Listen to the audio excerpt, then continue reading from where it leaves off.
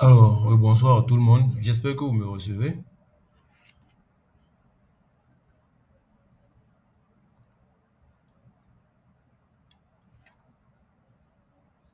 Si vous me recevez, vous pouvez lever la main.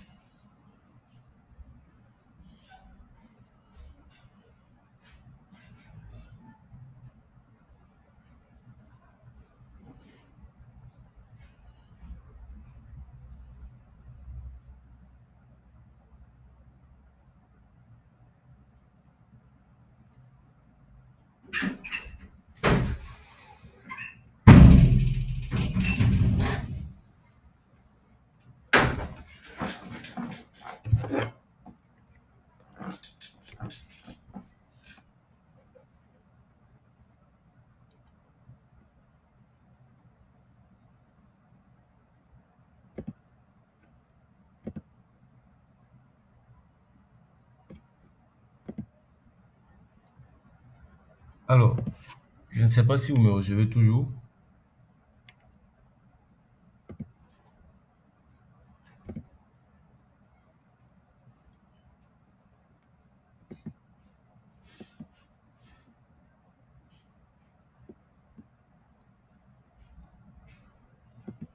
C'est bon, on se comprend?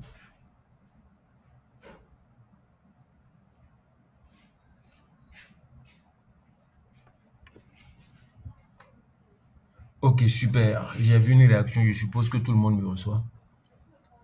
Alors, bienvenue à vous à cette formation sur la BVM qui vous est offerte par African Wealth Bridge. Donc, comment ça va se passer? On aura deux parties. La première partie, c'est la partie théorique. On va vous expliquer un peu ce que c'est que la bourse. Et après, on va prendre les questions. Et après, on va passer à une phase plus ou moins pratique. Et après ça encore, on va prendre les questions et puis clore le sujet.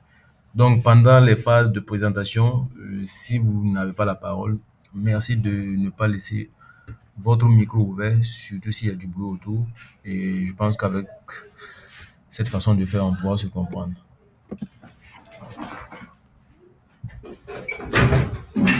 Faites moins de bruit, s'il vous plaît.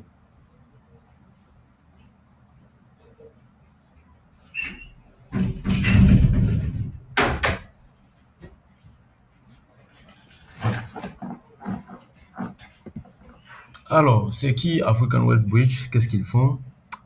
African Wealth Bridge, c'est une startup qui est en train de naître. Voilà. Donc, notre mission est de rendre l'investissement accessible à tous. Donc, à travers les différentes formations gratuites que nous offrons au public, à tout type de public. Voilà.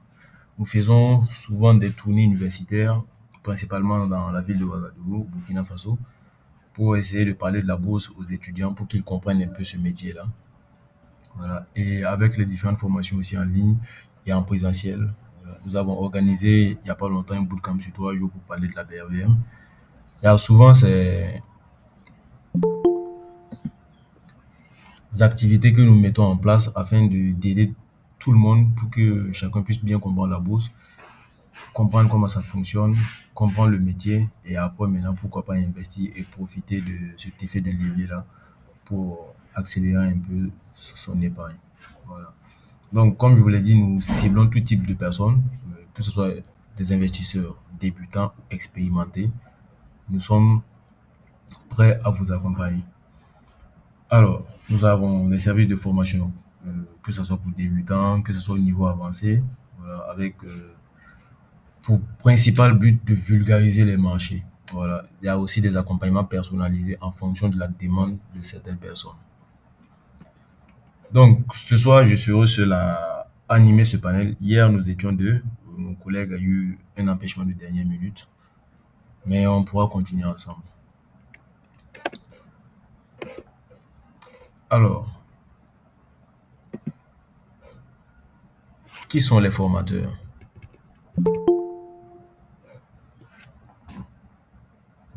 Je suis Thomas Kendrebego, investisseur, trader, comme c'est écrit. Je suis data et je suis double champion du SIC Invest Challenge 2023. Je suis formateur et aussi créateur de contenu. Mon collègue qui n'est malheureusement pas là ce soir, c'est Monsieur Ludovic Sanluidi. C'est un économiste, analyste quantitatif, trader et aussi un pédagogue passionné.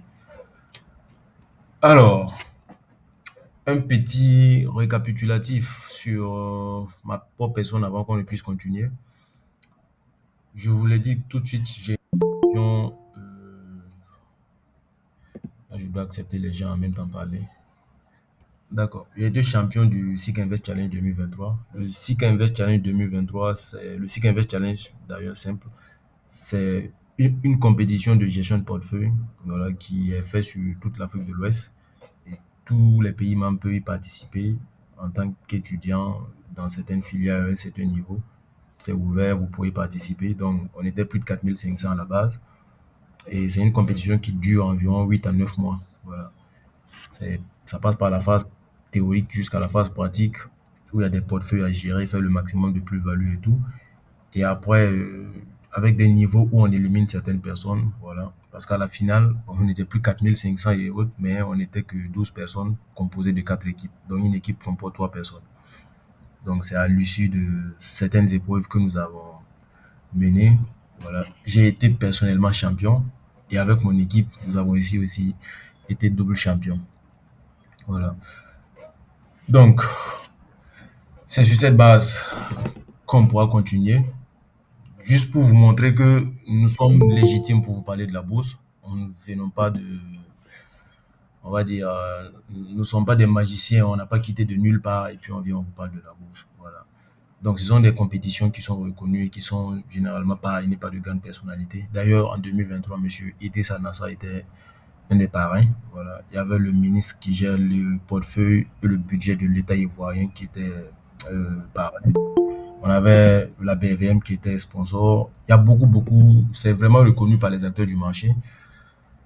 Alors, sans plus tarder, on pourra continuer. Pour le programme de la séance, on va voir l'introduction à la BRVM, les produits financiers, les types de gains, comment investir, l'étude de cas avec les questions-réponses. Avant qu'on ne puisse commencer, je voudrais vous faire part d'une petite anecdote et qu'on puisse vraiment comprendre ce marché-là. Il y a quelques jours, j'étais à une conférence à l'hôtel Silmandé à Ouagadougou. Ceux qui sont à Ouagadougou connaissent un peu ce lieu-là, où il y avait une rencontre des différents acteurs du marché, de l'AMF jusqu'aux différentes SGI. On verra tout ça un peu par la suite. Et le premier panéliste, c'était un professeur Kabouré, titulaire Joseph Kizerbo, avec plus de 35 ans d'expérience, qui nous racontait qu'en 2005, il était à Washington pour son doctorat. Étant à Washington pour son doctorat, en fait, il avait un colocataire. Et c'est compliqué. Je dois accepter et parler. Donc, son colocataire, en fait, lui avait demandé d'où il venait et tout. Il disait qu'il venait du Burkina Faso. Et en fait, la personne avait du mal à prononcer le nom. Donc, il ne disait pas Burkina Faso, mais il disait Burkina Faso. Et sur ce point-là, ils ne s'entendaient pas. Donc, ce qui a fait que ils ne se comprenaient pas, ils ne parlaient plus du pays parce que quelqu'un qui a du mal à prononcer le nom de mon pays, c'est quand même pas respectueux avec toutes les tentatives qu'il a essayé de lui faire comprendre et tout.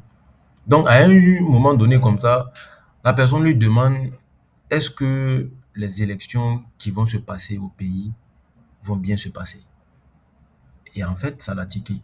Quelqu'un qui ne sait pas bien prononcer le nom de mon pays et on se chamaille tout le temps à cause de ça et qui vient me demander, me poser une question de ce type-là.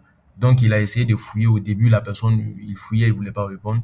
Et c'est quand il a insisté, la personne, en fait, lui a fait comprendre qu'il vient d'accueillir des actions d'une société minière qui vient d'arriver au Burkina Faso. Et en fait, c'est là qu'il a compris qu'il y a de la richesse en fait dans son pays, mais lui-même, il n'en profite pas. Mais vous voyez qu'un Américain, depuis 2005, on pourrait dire que même qu'avant 2005, ils sont là, ils profitent en fait de notre richesse ici.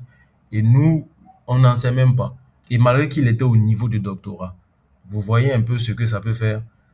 On peut arriver à ce niveau-là, on a de la connaissance, mais on ne sait pas qu'en matière d'argent, on a des richesses ici, et puis on a des effets de levier qui puissent nous permettre de faire fructifier notre épargne.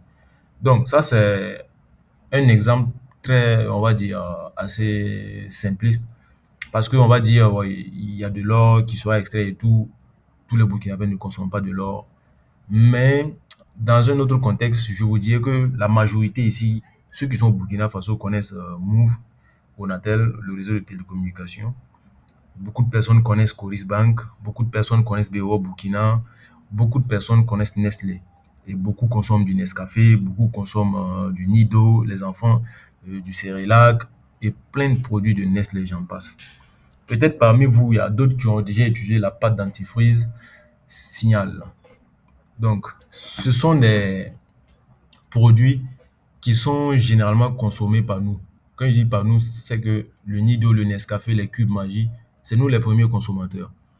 Ces sociétés-là se trouvent en bourse. Alors, si on sait comment ça fonctionne, on peut être consommateur et en même temps être actionnaire de ces sociétés. Donc, de sorte que, vu qu'on ne peut pas s'en passer de ces produits, on consomme. Autant profiter, je consomme et on me paye à la fin de l'année. Donc, pour l'or, on peut dire oui, oui. Mais par exemple, pour ces sociétés-là, nous consommons chaque jour, c'est ça qui consiste à faire le chiffre d'affaires, c'est ça qui consiste à faire le bénéfice de ces entreprises-là. Donc, ces sociétés sont chez nous. Si on ne profite pas, il y a des gens qui sont à quelque part, qui ne connaissent même pas la réalité de notre pays et de nos pays, mais qui profitent, qui ont des actions. C'est comme si, on va dire, c'est l'esclavage du 21e siècle, de 2025, ou bien du siècle de bourse, où nous sommes là, il y a des entreprises qui sont chez nous, c'est nos entreprises, c'est nous, on consomme, et quand il s'agit de paiement maintenant, on reverse à d'autres personnes qui ne sont pas chez nous, qui ne savent même pas comment on fait, et qui ne connaissent même pas la qualité de ces produits. Peut-être même en matière de banque, il y a des gens qui n'ont jamais utilisé Coris Bank ou bien BO Burkina, mais qui sont à quelque part et qui profitent des dividendes tout tranquillement. Alors, comme je dis, il n'y a pas de question pour le moment. C'est quand j'aurai fini la première partie, tout le monde aura la permission de poser ses questions. Voilà, parce que je vois une personne qui a levé sa main. C'est à la fin, on pourra poser les questions. Et après, on va faire la phase pratique et puis reprendre encore des questions. Donc, on ne va pas poser des questions pour le moment. S'il vous plaît, on pourra se comprendre comme ça. Si vous pouvez démuter votre micro pour qu'à la fin, on puisse s'illuster.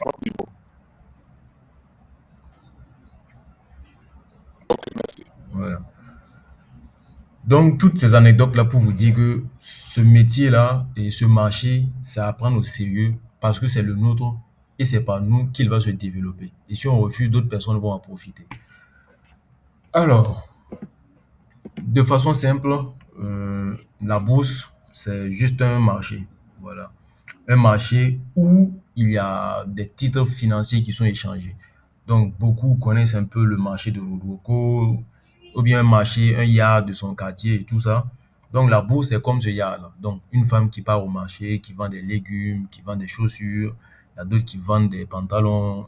On a tout type de personnes au marché avec différents produits et chacun vient, les clients viennent maintenant avec de l'argent et ils échangent sur un prix sur lequel ils se sont entendus. C'est aussi simple que ça. Alors, à la bourse, c'est juste la même chose, mais sauf que ce sont des produits financiers. Donc, quand on parle de produits financiers, on ne va pas trouver de la tomate sur la bourse. On ne va pas dire, voici, ça c'est un tas de 500. Désolé, quand j'accepte, ma parole se coupe. Alors, maintenant, c'est quoi l'avantage? Donc, ça permet aux entreprises de financer leur croissance. Et pour nous, les investisseurs, ça permet de fructifier notre épargne. Voilà. Parce qu'il faut le dire, à un certain moment donné, quand quelqu'un travaille, si vraiment tout va bien, il arrive à, on va dire, mettre de l'argent de côté pour son épargne de besoin et tout, pour la couverture des 6 prochains mois et tout. Et après, il a un stock d'argent qu'il veut faire fructifier. Et généralement, c'est à ce moment-là que ces personnes demandent autour d'eux, ah, moi j'ai un peu d'argent, tu sais pas quel business je peux mettre dedans, je vais faire fructifier ça. Bon, on va lui conseiller, il faut mettre ça dans la terre, il faut faire ceci, il faut faire cela. Et avec nos différents problèmes que nous avons ici, nous voyons qu'il y a des terrains qui ne sont pas vraiment immatriculés, où tu peux payer le terrain. Et il se trouve que vous êtes 5 personnes avec un papier qui justifie que vous avez le terrain. Et ça, c'est un peu compliqué parce que après tant d'années d'épargne, tu viens, tu achètes un terrain et puis on te dit que bah, vous êtes plusieurs sur le terrain ou bien il y a des problèmes de litige dessus. C'est vraiment compliqué. Donc voilà pourquoi c'est toujours intéressant de comprendre les différents mécanismes qu'il y a. Et c'est à l'issue de cela maintenant qu'on peut se dire, OK, c'est bon, je comprends comment ça fonctionne avant de mettre mon argent. Ou bien on vous dira, ouvre une petite buvette, cherche quelqu'un au village qui va gérer ça. Au début, ça va et puis après, la personne te vole. C'est vraiment compliqué. Donc avec la bourse, c'est beaucoup plus stable et c'est beaucoup plus pratique.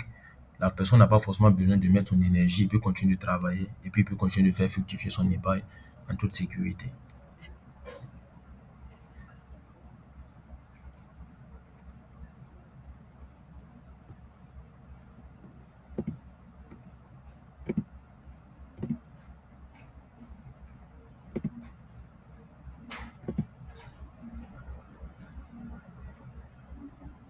Alors,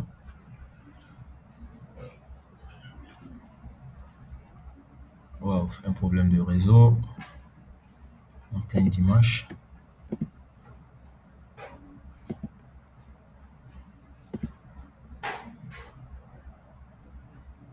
J'espère que vous me recevez. C'était juste un petit problème de réseau. D'accord, donc c'est un peu ça la bourse. Maintenant, la bourse d'hier avec la bourse d'aujourd'hui. Je ne sais pas si parmi nous ici, il y a des gens qui ont suivi des films sur la bourse ou bien des séries. Vous avez le loup de Wall Street.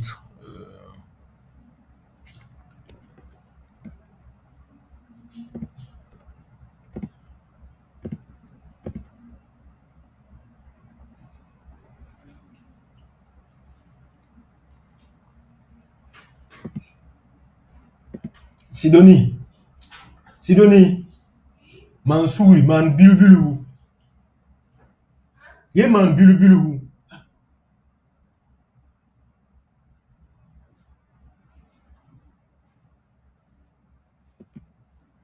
Alors, désolé, j'avais un problème de réseau. Je pense que c'est un peu bon. La bourse d'hier avec la bourse d'aujourd'hui. Comme je disais, je ne sais pas si parmi nous, il y a des gens qui ont suivi quelques films sur la bourse. Le loup de Wall Street, Big Short ou bien Industry. Ce sont des films où on voit à l'intérieur des gens qui se bousculent et tout pour pouvoir placer des ordres. Donc, généralement, dans le loup de Wall Street, avant, c'est comment ça se passait. Les gens sont regroupés dans un centre. Moi, je vends des actions, moi, j'achète et tout. Mon client m'appelle, allô, je veux 100 actions de telle entreprise à tel prix. Je dis ne raccrochez pas, je parle à mon voisin. Est-ce que quelqu'un aurait des actions à tel prix à liquider et tout? Et on fait l'échange. C'est comme ça se passait avant. Mais avec l'évolution technologique et tout, on n'a plus besoin de faire ça. D'ailleurs, ces bourses-là n'existent plus. C'est devenu des terminaux qui sont là, des machines quantiques. Donc actuellement, il suffit juste d'avoir Internet, avoir un bon support, un ordinateur portable ou bien un téléphone. Vous accédez à une plateforme avec des identifiants. Vous pouvez échanger des ordres. Donc aujourd'hui, à la BRVM, on peut voir qui veut acheter quel nombre d'actions à quel prix, mais on ne connaît pas la personne. Et on voit qui veut vendre à quel nombre d'actions à quel prix. Donc vraiment, c'est assez simple, c'est vraiment pratique. On n'a plus forcément besoin de passer des appels, faire beaucoup d'heures autour. Alors, maintenant, la BRVM, c'est quoi? La BRVM, c'est juste la bourse régionale des valeurs mobilières. C'est le seul marché au monde avec 8 pays qui partagent la même monnaie. Ça permet aux entreprises de lever des capitaux et aux investisseurs de négocier des titres. Voilà. Donc la BFM est au cœur du financier de l'UEMOA. Donc c'est le cadre qui permet de lever des fonds de façon agréée par un appel public à l'épargne où on ne sait pas c'est qui le fait, c'est pas agréé. Non. Avec la BFM, tout est transparent. Donc, avant la BRVM, on avait la bourse d'Abidjan. Et c'est la bourse d'Abidjan qui a évolué pour donner naissance à la BRVM. La BRVM est née en septembre 98. Vraiment, c'est un marché qui est bébé. Et c'est vraiment un marché très important et très intéressant parce que, il faut le dire, dans l'espace UEMOA, nous avons environ 150 millions de personnes à l'intérieur. Mais à ce jour, on n'a que 200 000 comptes titres. Ça vaut même pas 0,5% de la population. Avec déjà un marché de ce niveau-là. Donc, vous imaginez si on arrive à atteindre un certain niveau où on atteint même 1% ou bien 10% de la population qui ont des comptes titres qui sont vraiment actifs. Parce que même ces 200 000 personnes, les comptes titres là, il y a des gens qui vont mettre 50 000, 100 000, il disparaît, il revient après une année, il va appeler, on va voir la société. Ah, moi j'ai mis 50 000, ça n'a pas encore donné les 100 millions. On ne fait pas ça à la BVM, c'est pas de la loterie, c'est rien. C'est un investissement qui se capitalise année après année. Ça se fait pas du jour au lendemain. On ne devient pas milliardaire facilement avec 25 000 ou bien 10 000. Ou bien comme d'autres le disent, mettre 100 francs pour espérer avoir des millions. C'est pas comme ça. Donc, avec moins de 0,5% de comptes représentant la population totale, avec une bourse qui est assez jeune d'abord, vous voyez qu'il y a quand même assez d'avenir par rapport aux bourses occidentales. Ou par exemple, si vous prenez des bourses de New York, Londres, Tokyo et tout, vous avez des bourses qui existent depuis 1700, d'autres 1500, d'autres 1300, d'autres 1800. Nous, on est là en 98. On est, on va dire quoi, on n'est même pas embryonnaire d'abord. Il y a beaucoup de choses à franchir. Mais déjà, avec ce que nous sommes en train de faire, c'est vraiment très, très, très intéressant. Alors, comment fonctionne une bourse de façon concrète? Donc, quelle qu'en soit la bourse que vous allez prendre, vous allez avoir un marché primaire et un marché secondaire. Donc, de façon simple, je vais dire quoi? Tout le monde connaît un peu la marque Apple, généralement les iPhones. Comment on va dire ça? Chaque année en septembre, ils dévoilent un nouveau produit. Voilà, l'iPhone 17 ou bien l'iPhone 16. On fait une présentation et on donne les différents prix des différents modèles qui sont là. Et tout le monde court maintenant pour faire des précommandes. Et le prix qui est là, quand Apple dit par exemple, je prends un exemple, c'est pas vrai, l'iPhone 17 va coûter 100 $. C'est un prix non négociable. Donc le prix il est 100 $ et c'est 100 $. Donc tous ceux qui veulent vont venir acheter l'iPhone 17 à 100 $. Point barre. Ça c'est le marché primaire. Maintenant le marché secondaire c'est quoi? C'est par exemple moi j'ai acheté l'iPhone à 100 $. J'ai utilisé quelques instants après, peut-être je veux plus, quelque chose peut arriver. Donc je décide maintenant de le revendre. Donc ceux qui sont à Abidjan, on parle du Black. À Ouaga, on parle de Zabadara. C'est des coins où on vend généralement des accessoires informatiques, principalement des téléphones. Donc j'arrive, bon, à Zabadara, moi je dis je veux vendre mon téléphone. Voilà. Là maintenant, c'est moi et l'acheteur, on va négocier le prix. En fonction de la durée, en fonction de l'état du téléphone, il va dire, ok, bon, moi je regarde ça, moi je te prends ça à 50 $. Et toi, tu vas dire, non, il est toujours quand même bon et tout et tout. Alors, faut faire un effort. Je vais te laisser ça peut-être à 70. Donc, on va discuter comme ça jusqu'à trouver un terrain d'entente. Ça, c'est le côté où on va parler du marché secondaire. Donc, pour les actions, concrètement, ça veut dire quoi? Donc, quand une entreprise veut venir se mettre au marché, on a une première partie où il y a des études qui sont faites en arrière-plan et tout, avec des experts et tout, on vérifie les comptes et puis on statue sur le prix de l'action. Donc, quand on dit le prix, par exemple, récemment, la Loterie nationale du Bénin est venue en bourse. Euh, le prix était autour de 4 000 ou je pense 5 000 quelque chose, 5 250 si je ne me trompe pas. Une action à 5 250. Donc, à ce niveau-là, on négocie pas le prix. Le prix est de 5 250. Si tu veux, tu achètes. Si tu as confiance, si tu as fait ton analyse et que tu te dis il y a un potentiel sous-évalué ou bien qui n'a pas encore pris, l'action est vraiment très moins chère. Ok, moi j'achète à 5200 et on verra ce que ça va dire par la suite. Mais si tu te dis que bon, ce prix est très cher, je préfère qu'il vienne au marché secondaire et je vais négocier avec ceux qui veulent vendre. On va trouver un terrain d'entente comme celui qui part à Gamay au Black pour vendre son truc, son téléphone, ou bien celui qui va à Zabadaga pour vendre son téléphone. Ils vont trouver un terrain d'entente et puis il va vendre et puis il va encaisser son argent. L'autre va prendre le téléphone et puis il va se débrouiller aussi pour le vendre. Donc c'est pareil avec les actions. Donc ceux qui avaient acheté les actions de la Loterie nationale béninoise, ils sont entrés en possession quand l'action était cotée, mais ils ont acheté au prix de 5250. Je ne me rappelle plus vraiment du prix, mais je prends ce prix comme exemple. Donc ils ont tous acheté à ce prix-là. Celui qui se disait que bon, c'est pas vraiment évident, je préfère attendre. Actuellement, le prix avait chuté autour de 4700. Donc, eux, par exemple, ils pouvaient profiter, acheter, on va dire, les actions parce qu'ils se trouvent, ils vont se dire peut-être ce prix-là, c'est le bon prix. Donc là, maintenant, je peux acheter. D'autres vont dire peut-être moi, je vais attendre encore que ça baisse en fonction des études de chacun. Tout ça juste pour vous montrer que c'est le marché primaire et le marché secondaire. Donc, quelle qu'en soit la bourse que vous allez rencontrer, vous allez toujours avoir un marché primaire et un marché secondaire. Et c'est toujours comme ça que ça fonctionne. Pareillement à la BRVM. Alors, quels sont les produits que nous pouvons rencontrer à la BRVM? On a quand même une panoplie de produits, mais de façon simple, on a des actions et on a des obligations. Les actions, on va dire quoi? Je vois sur mon écran ici Monsieur Aruna Gampine et je vois Monsieur Pegerwende Théophane. Je vais dire que des actions, c'est comme Monsieur Aruna et Monsieur Pegerwende qui décident ensemble de mettre, je sais pas, quelqu'un va mettre peut-être 75 millions, l'autre va mettre 25 millions. On va acheter un terrain et puis construire un bâtiment qu'on va mettre en location. Donc, quand on le met en location, à la fin de l'année, puisqu'on prend le loyer chaque mois, à la fin de l'année, on fait le bilan. Voici ce qu'il faut pour rénover la pièce.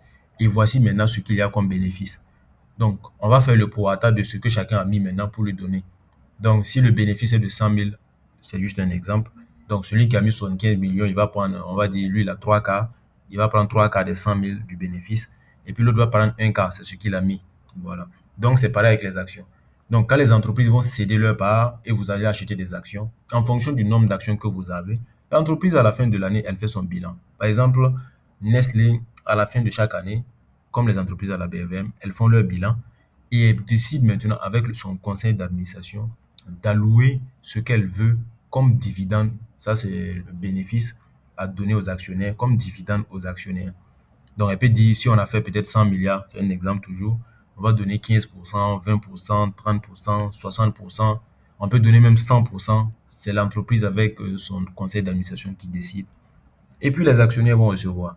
Par contre, elle peut dire, voilà, j'ai un plan stratégique, je veux me développer, je veux. Donc, pour le moment, on ne va pas vous donner de dividendes. Par exemple, ceux qui connaissent un peu Coris, vous avez vu comment Coris a fait son expansion, on va dire, récemment. Elle est venue en 2008. Quand je dis récemment, c'est pour comparer avec les banques qui sont là depuis les indépendances. Mais vous avez vu son pouvoir actuellement, première banque au Burkina Faso, trouver des banques. Donc, première banque au Burkina Faso, en 2023, elle était troisième de l'UEMOA dans le rapport de la commission bancaire.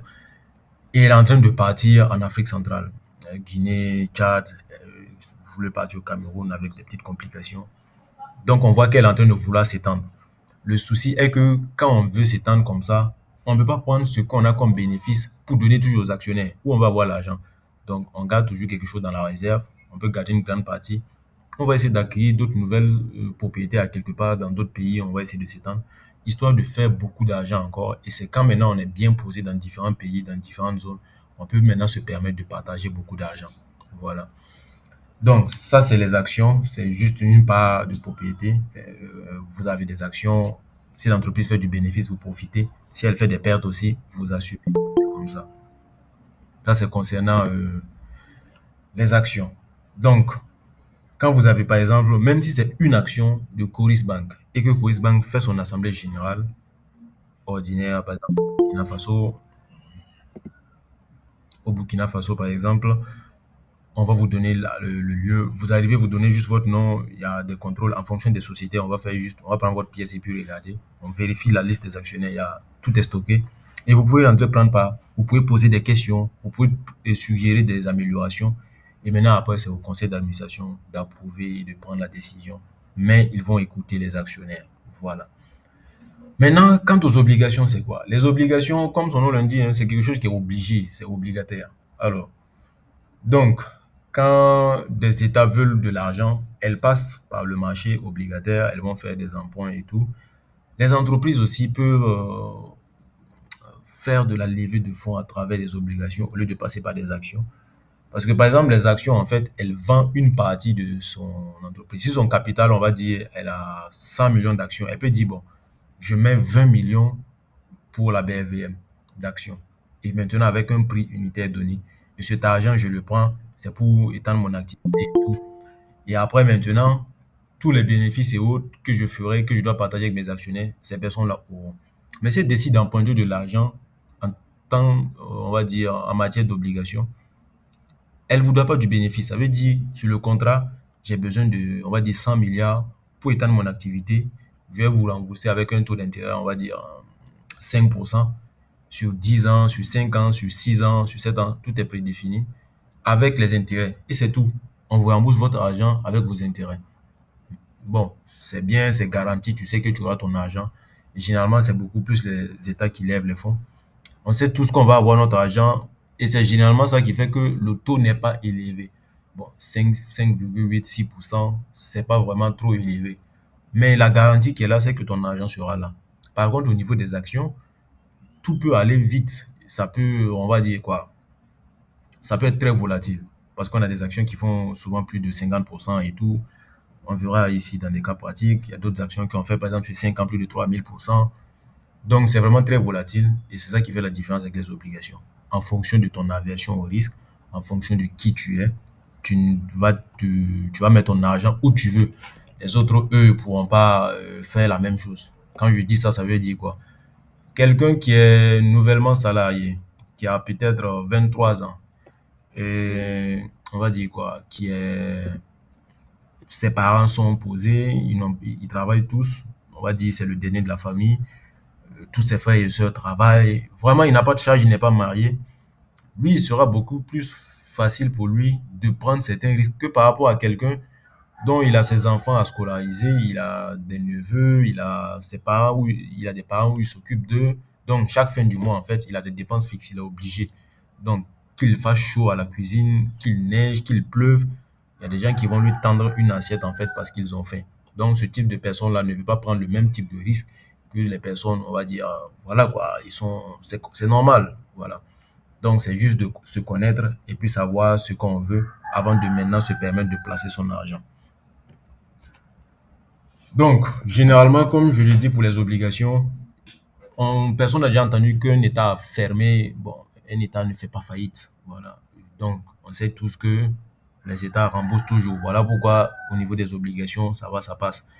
Et le Burkina Faso fait partie des top 2 en l'UEMOA, même malgré les différentes, je suis du Burkina Faso pour ceux qui ne savent pas, même malgré les différentes crises que nous avons traversées, nous payons toujours les obligations. Donc, quel qu'en soit le président qui est là, avec toutes les obligations que nous avons, on rembourse toujours. Donc, imaginez un peu si on commence à être stable et puis tout va bien, on a quand même assez de matière chez nous, on peut se développer, on peut atteindre un certain niveau. Et je pense que tout ira bien dans les années qui vont venir. Alors, comment on gagne de l'argent en bourse? De façon simple, il y a trois façons. Les dividendes, j'ai déjà parlé un peu des dividendes, c'est la part du bénéfice que l'entreprise va décider de distribuer aux actionnaires. Les plus-values, c'est quoi? Je parlais tout de suite de monsieur Aruna et monsieur Pegirwende qui ont mis de l'argent ensemble pour acheter un terrain et construire un bien immobilier pour mettre en location. Donc, vous avez acheté le terrain, on va dire, il y a 10 ans, à peut-être 20 millions. Et maintenant, 10 ans après, vous voulez revendre le terrain ou bien vous faites une révalorisation du terrain. Le terrain que vous avez acheté à 20 millions, peut-être il se trouve que vous pouvez désactiver votre micro. Voilà, merci. Donc, il se trouve que peut-être que le terrain que vous avez acheté à 20 millions actuellement, on va dire quoi, ça a été multiplié par 5, ça a été multiplié par 10. Bon, supposons que ça a été multiplié par 5. Le terrain fait 100 millions actuellement. Donc, vous n'avez pas encore vendu. C'est pareil avec les actions. Vous pouvez acheter une action à 500 francs et 5 ans, 10 années après, le prix se retrouve à 11 000, à 5 000, à 6 000. Donc ça, c'est une plus-value. C'est comme ça on appelle. Donc, vous pouvez acheter une action aussi et le prix baisse et puis en ce moment, vous êtes en moins-value. Donc, on les appelle des moins-values et des plus-values latentes. Tant que tu n'as pas vendu, tu n'as rien encaissé. C'est pareil avec le terrain. Tu peux acheter le terrain là maintenant et quelques années après, il y a tout un, on va dire quoi, des périphéries, des problèmes qu'il y a autour du terrain, des inondations et tout, et personne ne veut venir vers ce coin-là. Ou bien peut-être tu avais entendu parler d'un projet et puis bon, à la fin, à la dernière minute, on décide de ne plus mettre le projet là-bas. Et on part, on délocalise, tout le monde suit le projet parce que bah, ça sert à rien d'être dans une zone où c'est pas aménagé, il n'y a pas de lumière et tout. En ton investissement, il sera à perte. Et pour moi le récupérer, il faudra vendre à un prix généralement dérisoire. pour pouvoir se libérer ou bien de patienter avec espoir que voilà. Donc, c'est pareil avec les actions aussi. Ça peut baisser comme ça peut monter. Mais tant que tu n'as pas vendu, tu n'as pas encaissé. Donc, le terrain, par exemple, actuel qui vaut 100 millions, tant que vous n'avez pas vendu ce terrain-là, vous n'avez pas 100 millions dans votre poche. Mais quand vous valorisez, on dit la valeur là, c'est 100 millions. C'est pareil avec les actions. Tu as acheté ça, l'action à 500 francs l'unité. Actuellement, l'action fait 5000 francs. Donc, si tu avais acheté 10 actions à 500, ça veut dire que tu avais mis pour 5000. Mais comme l'action fait 5000 actuellement, tu fais 10 fois 5000, ça fait 50 000 que tu as sur ton portefeuille. Mais tant que tu n'as pas vendu, tu n'as pas encore ces 50 000. Donc, on dit que tu as une plus-value latente. C'est comme ça on dit ça. Maintenant, pour les intérêts, c'est la rémunération sur les obligations. Donc, en fonction du contrat de l'obligation, on va vous dire, on va vous payer. Il y a des obligations où on vous paye l'intérêt au début. Ça veut dire quoi? Il y a des gens qui ont assez de milliards et qui préfèrent aller les mettre dans des obligations avec des taux de 5%. 5%, bon, d'autres diront que c'est pas beaucoup, mais en fonction du chiffre que tu as, même 1,5%, c'est beaucoup. Donc, il y a des gens qui vont mettre leur argent sur des obligations à 5-6%, où on paye d'abord on paye l'intérêt en fait en début. Donc, vous souscrivez, en début, on vous verse vos intérêts. Maintenant, ils vont prendre cet intérêt, aller mettre sur les actions qui sont plus risquées, tout en sachant que mon argent des obligations, ce qui est sûr, je vais recevoir mes obligations. Donc, il n'y a pas de problème que je m'inquiète pour le moment. Parce qu'ils ont assez d'argent, c'est un effet de levier. Ils savent jouer avec les différents produits financiers qu'il y a. Bon, je dis jouer juste pour caricaturer, sinon on ne joue pas avec de l'argent. Donc, c'est un peu ça sur les différentes façons de gagner de l'argent en bourse. Voilà. Maintenant, qui peut investir en bourse? Alors, on n'a pas forcément besoin d'être expert, on n'a pas besoin d'être toujours en costume, cravate serrée, hein, les souliers, non. On n'a pas besoin d'être professeur titulaire en économie. C'est quelque chose qui est accessible à tout le monde. Comme je vous ai expliqué au début, le principal marché, là, c'est nous, en tant qu'Africains, dans les différents pays de l'UEMOA. Les entreprises sont implantées là-bas. Elles donnent des produits. D'ailleurs, on voit que ces produits sont bien et on consomme. Donc, c'est nous les premiers consommateurs. Pourquoi ne pas être les premiers bénéficiaires quand on parle de paiement maintenant, de dividendes, de bénéfices? Donc, c'est accessible à tout le monde. Et une petite anecdote, je vous ai dit au début que j'ai été champion du SIG Invest Challenge 2023. Avec mon équipe, quand on est arrivé à Abidjan, moi, j'ai pas fait d'études. Mon équipe et moi, on était beaucoup plus informaticiens. On avait, on n'a pas fait d'études en économie. Nous ne sommes pas des gars qui ont fait finance de marché. Donc, on est parti rencontrer des gens qui ont fait ingénierie financière, des juristes financiers, des comptables supérieurs. Donc, ils se disaient que bon, puisque c'est une télé-réalité, après, c'est passé sur Live TV. Ceux qui ont un peu vu, d'autres ont vu ça. On nous a interviewé 2 jours après que nous sommes arrivés. On nous dit, quand vous regardez les équipes, quelle équipe vous fait peur? Donc, d'autres disaient, les Burkinabés, ils n'ont pas l'air concentrés. Et après, bon, on est sorti dans d'autres. Tout ça pour vous dire que on n'a pas besoin de se limiter pour dire que, ah, moi, je n'ai pas fait économie, je n'ai pas fait comptabilité, donc je ne peux pas comprendre la bourse. Quand il y a la volonté et qu'on s'y met vraiment, il y a moyen de comprendre. Et aussi, on n'a pas besoin d'atteindre, on va dire quoi, 10 millions pour commencer à investir en bourse, 2 millions, 1 million, non, c'est pas obligé. De la même façon, quand vous partez sur l'immobilier, il y a des gens qui peuvent prendre 10 ans, 15 ans, 20 ans pour construire leur maison d'habitation. Donc, c'est pareil avec la bourse. Soit vous avez un stock d'argent que vous voulez faire fructifier, ou bien vous avez un plan, peut-être pour votre retraite, vous dites, OK, voici, je commence avec tel montant. Chaque mois, chaque trimestre, chaque semestre, ou bien chaque année, je décide de mettre tel montant pour contribuer à ce plan que j'ai et qu'il faut que je suive pour que à telle année ou bien à tel âge, ça puisse me générer un tel montant pour que je puisse gérer telle activité ou bien mon besoin de fonds pour mensuel sur tel X année. Donc, c'est à vous de voir. Et actuellement, sur le marché, au Burkina Faso, le plus petit compte qu'on puisse ouvrir avec le plus petit montant plutôt qu'on peut ouvrir sur une SGI, c'est 50 000 francs. Et c'est Coris Bourse. Quand vous mettez les 50 000, ça ne veut pas dire que c'est pour la SGI, mais on a besoin de 50 000 pour vous considérer comme client au minimum. Donc, vous pouvez acheter des actions avec vos 50 000. Et la deuxième moins chère, c'est 68 000, c'est SA2IF. On a la vieille mère, SBIF, qui est là depuis 99, 98-99. Je pense que ce montant, c'est autour de 300 000 ou 400 000 francs pour l'ouverture. En Côte d'Ivoire, il y a des SGI à 25 000, il y a des SGI aussi à plus de 5 millions, 1 million et autres. Mais il y a des services qui sont proposés. Donc, vous comprenez qu'en fonction du service qu'ils proposent, bon, chacun va donner un montant qu'il faut pour ouvrir le compte, voilà. Donc, c'est un peu ça, c'est accessible à tout le monde. Donc, comment on fait pour débuter à la BVM? C'est juste simple. On choisit un intermédiaire. L'intermédiaire, c'est une SGI ou bien SGO agréée par la BVM. Les SGI, c'est comme je vous les ai cités. Vous avez Coris Bourse, SA2IF, SBIF. Il y a une quatrième au Burkina qui s'appelle IFI. En Côte d'Ivoire, je pense que vous avez autour de 16-17 SGI là-bas. Dans les autres pays, vous avez des SGI aussi, Bénin, Niger, Mali, Togo. Vous avez au Sénégal, vous avez des SGI. Donc, vous ouvrez le compte titre. Façon dont vous avez un compte d'épargne en banque ou bien un compte courant. À la BVM, on parle de compte titre où sont logés vos titres, vos actions ou bien vos obligations. Donc, en banque, vous avez un compte courant pour vos différents versements et tout. Pour le compte d'épargne où vous bloquez, vous stockez votre argent, votre épargne, les DAT et tout ça. Ici, on les appelle des comptes titres. Donc, vous ouvrez, on vous donne une paperasse à remplir, votre CNIB et puis quelques informations. Vous faites le versement, on vous donne le numéro de votre compte où vous pouvez faire vos versements. Donc, pour ceux qui ne savent pas comment ça se passe, quand vous ouvrez le compte, il y a deux façons de gérer. Soit vous laissez la SGI gérer, la société de gestion et d'intermédiation. Vous pouvez lui accorder le mandat. Vous allez discuter ensemble. Il y a des questions qu'on va vous poser, bien sûr, et tout, en fonction de certains paramètres. Vous mettez d'accord, vous signez le papier. Et c'est à eux maintenant, ils vont gérer votre compte.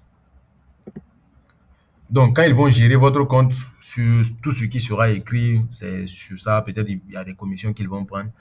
Je ne connais vraiment pas tous ces détails autour parce que je gère mes comptes personnellement. Je n'ai pas forcément besoin qu'une SGI le fasse. Parce qu'après la compétition que j'ai participé, je suis 8-9 mois de pratique. Et avant ça, je pratiquais déjà. Si tu viens et tu laisses une société pour gérer ça, c'est vraiment pas intéressant. Donc, vous pouvez laisser ça à la SGI pour qu'elle gère. Et puis, vous, votre travail, ça sera juste de mettre de l'argent sur votre compte titre. Soit si vous avez les connaissances et vous prenez votre compte en main, on vous donne les accès, vous connectez sur Internet, sur leur site web ou bien sur leur hébergeur, vous mettez les accès et vous achetez vos comptes, vous faites les dépôts, vous faites les retraits comme et quand vous voulez.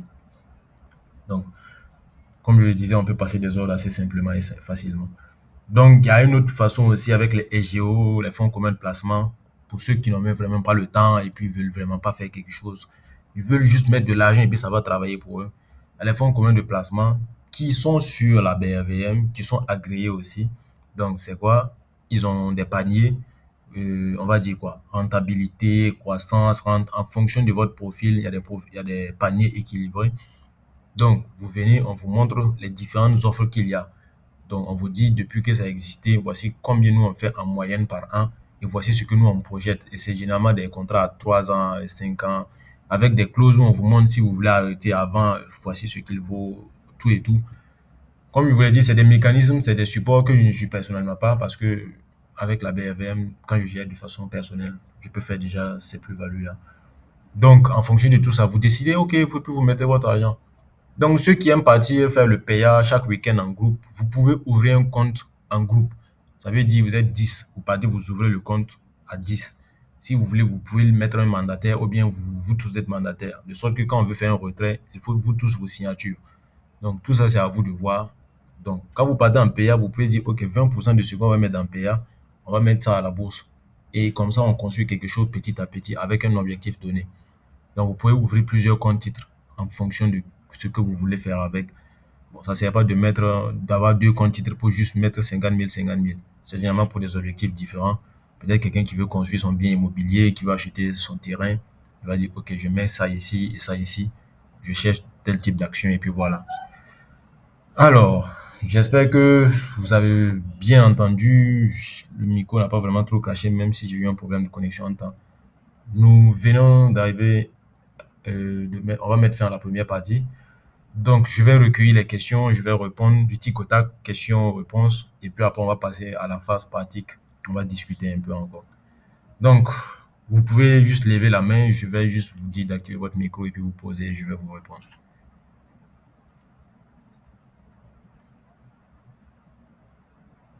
Donc, ceux qui ont des questions, c'est le moment.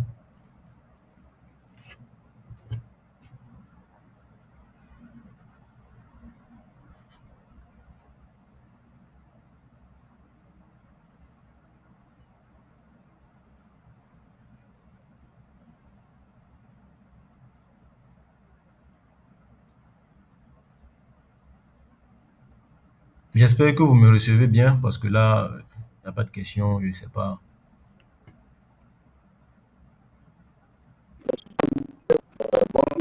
Oui, bonjour, monsieur Rastanaba. J'espère que c'est ça le nom.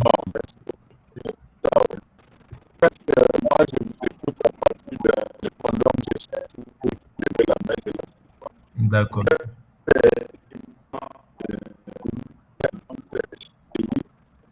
Pardon, j'ai du mal à vous entendre, ça crache un peu. Mhm.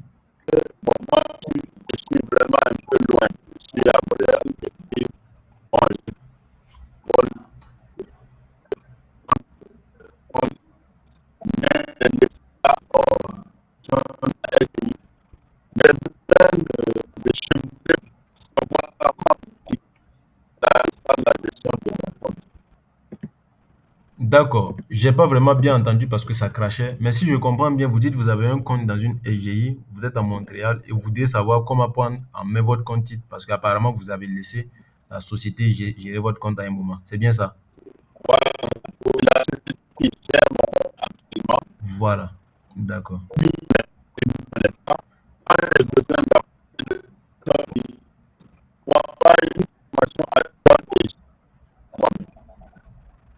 Vraiment, j'ai du mal à vous recevoir. Je sais pas si c'est moi seul qui a un micro qui crache.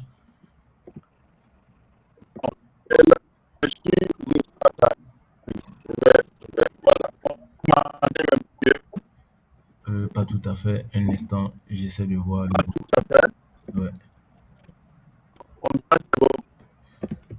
Un instant, j'arrive.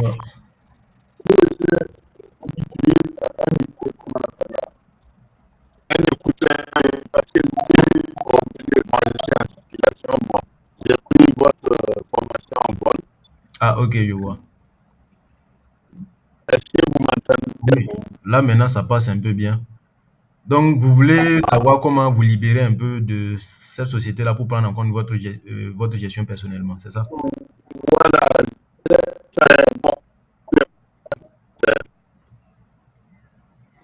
D'accord.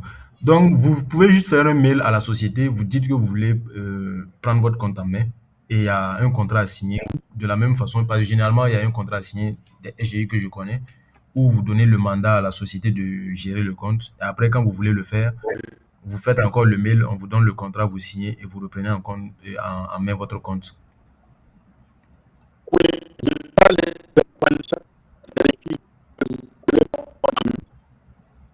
Waouh, vraiment, j'ai du mal à vous entendre.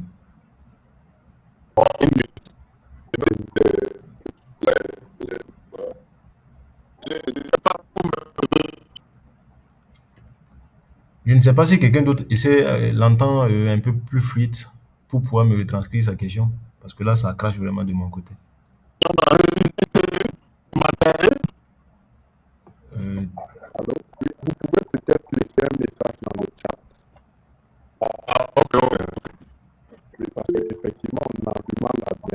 effectivement.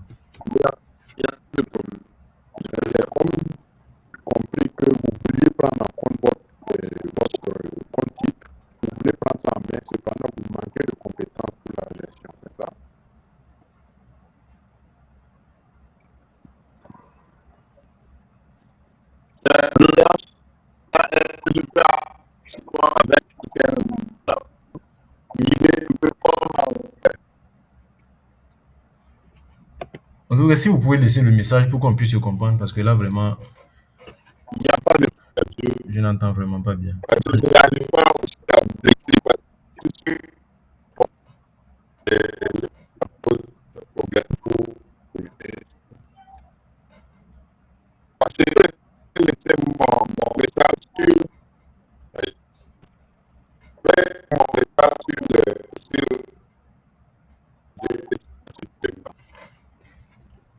Vous pouvez laisser le message juste dans la messagerie ici, ou bien si vous voulez, vous pouvez le laisser dans le groupe WhatsApp. Hmm. Donc, en attendant que...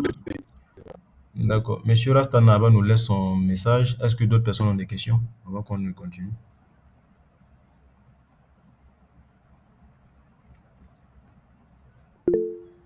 Oui, monsieur Aruna Gampine, vous pouvez.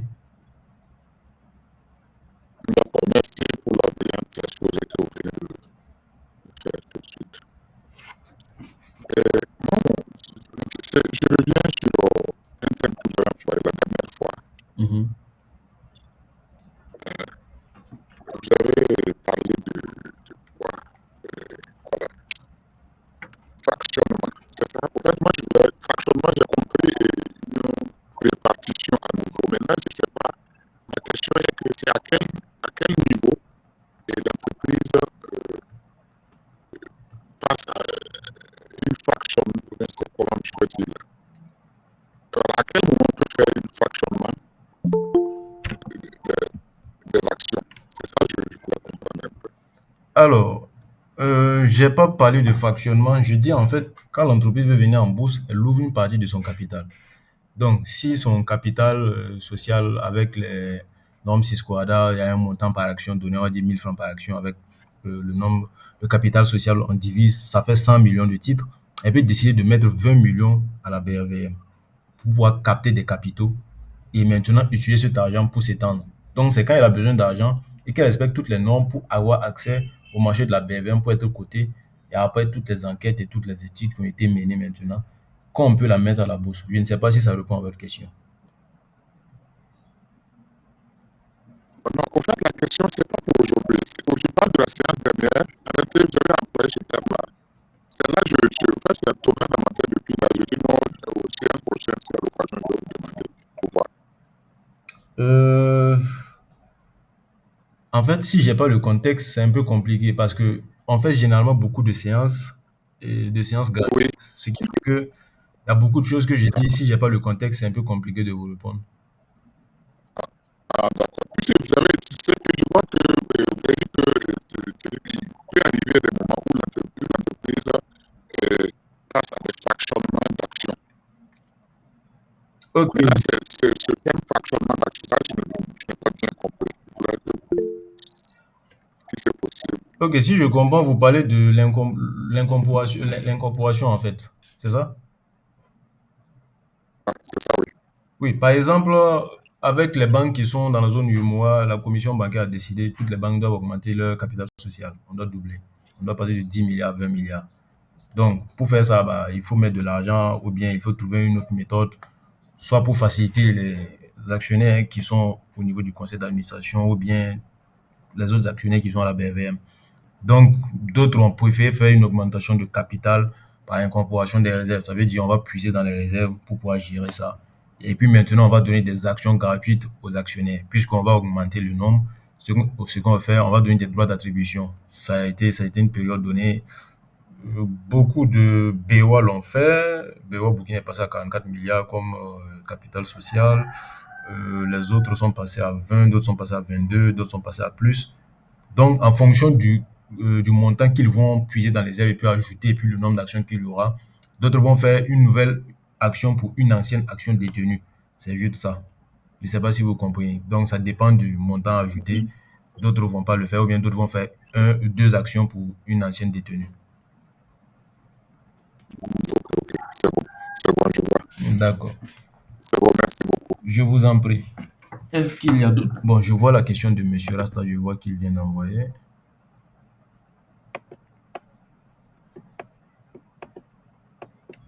J'ai du mal à lire son message. Wow. J'ai un compte titre sous mandat et j'aimerais un accompagnement afin de gérer mon compte moi-même.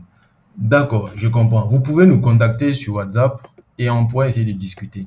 Mais si le compte est toujours sous mandat, vous ne pouvez pas le gérer vous-même, il faudra que vous preniez des dispositions pour avoir votre compte à votre nom. Je ne sais pas si M. Rastanaba est là. Donc, après, maintenant que tout ça sera là, ce que nous vous conseillons même généralement, c'est d'abord d'avoir une connaissance, de prendre une formation, de comprendre et tout, et maintenant gérer ça vous-même.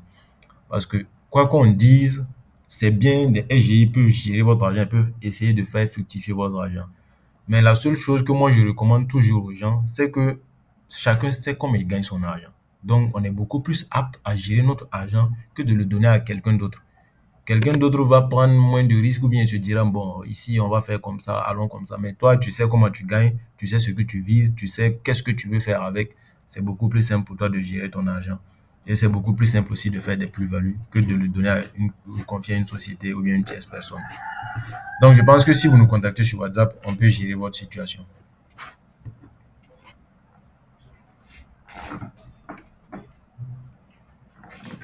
Alors, est-ce qu'il y a d'autres questions?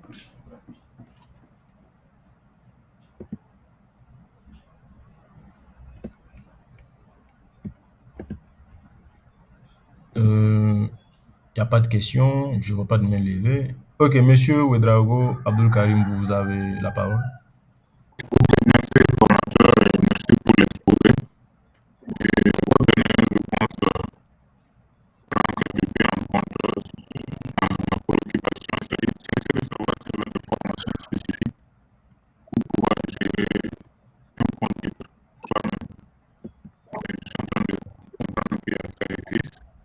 D'accord. Au-delà de ça, je voudrais savoir pour vous, est-ce que quand j'ouvre un compte titre, Mhm, tout de suite et maintenant, mhm.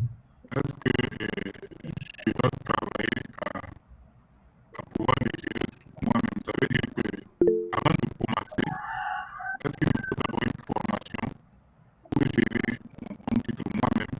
Ou au départ, ce qui est mieux, c'est de choisir une société pour gérer ce compte titre-là avant maintenant de me former par moi-même. Merci. D'accord, merci à vous pour votre question. Alors, donc je profite pour ceux qui n'étaient pas là au début.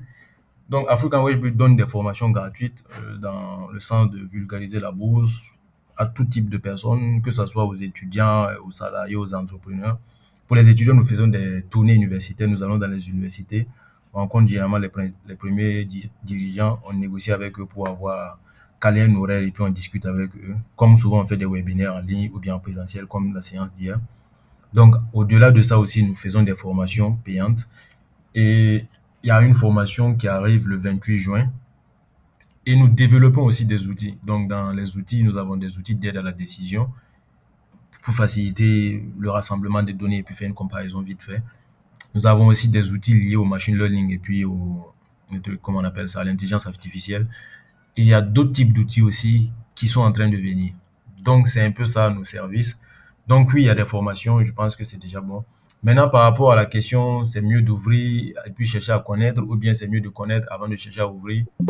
Donc, la première chose que moi-même je dirais, c'est ce qu'on est en train de faire actuellement, c'est de vous faire comprendre le métier. Là, vous comprenez déjà. Si vous voulez aller plus loin, moi, je trouve que c'est mieux. C'est mon avis personnel à moi, hein.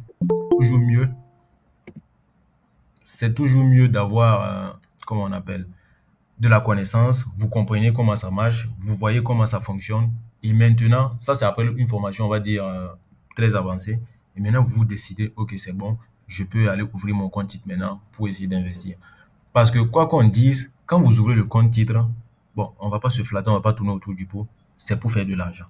Donc, quand on veut faire de l'argent dans n'importe quel domaine donné, c'est toujours mieux de chercher la connaissance.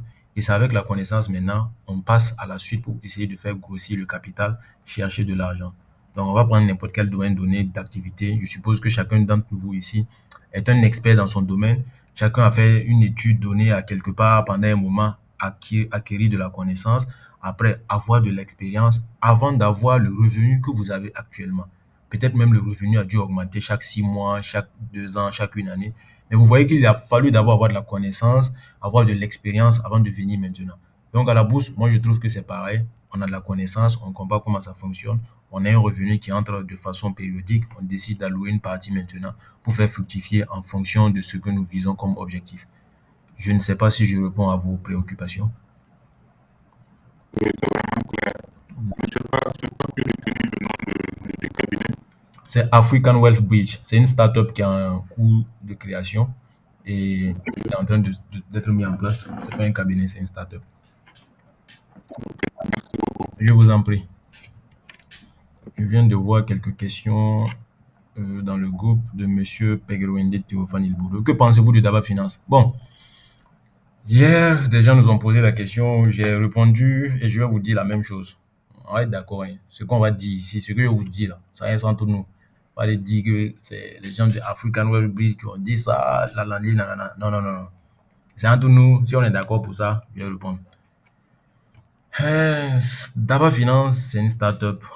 elle a envoyé une solution pour faciliter la vie des actionnaires et des investisseurs avec une plateforme très facile, des moyens de paiement très simples, avec un petit hic. Alors, l'anecdote dont je vous parlais, où le professeur nous parlait de, comment on appelle ça, son expérience à Washington pendant la préparation de son doctorat et tout, avec son collègue. Euh, Après un moment donné de la conférence de la journée là, il y a eu une fenêtre qui a été ouverte pour Daba Finance et une personne essayait de montrer les bienfaits et tout. Ça a suscité un débat.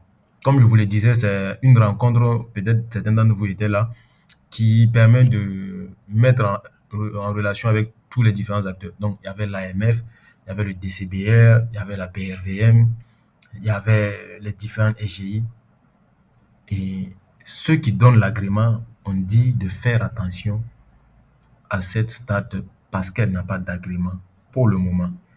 D'autres se disaient entre griffes pourquoi elle n'a pas d'agrément, mais au salon qui a été organisé en Côte d'Ivoire à la précédente édition, ils avaient un stand. Bon, on n'a pas pu répondre à ça, mais moi, de façon simple, c'est des gens peut-être que vous connaissez. De façon simple, moi, je dirais, c'est du business. Peut-être même la PJ ne gère pas ce qui vient pour prendre un stand et tout. C'est juste du bénéfice, c'est juste du business. Tu achètes et puis tu prends ta part du stand et puis tu exposes ce que tu veux. Même si on pourrait dire qu'ils pourraient avoir un contrôle dessus. Vu qu'ils n'ont pas d'agrément, moi, je vous dirais simplement, quand ils vont avoir l'agrément et qu'on voit leur service, nous, on est d'accord pour aller.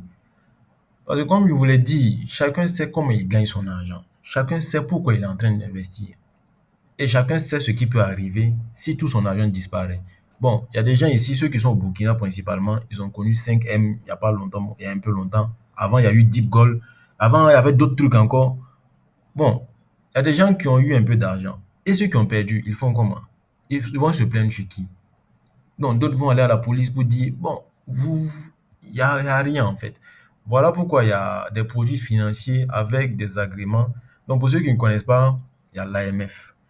Et après, on a le DCBR, on a la BRVM. Et en bas maintenant, on a les SGI. L'AMF, c'est l'autorité des marchés financiers. L'AMF coordonne tout. C'est elle qui donne les agréments. Et puis le reste, ce sont des institutions toujours en règle avec la BRVM et l'AMF.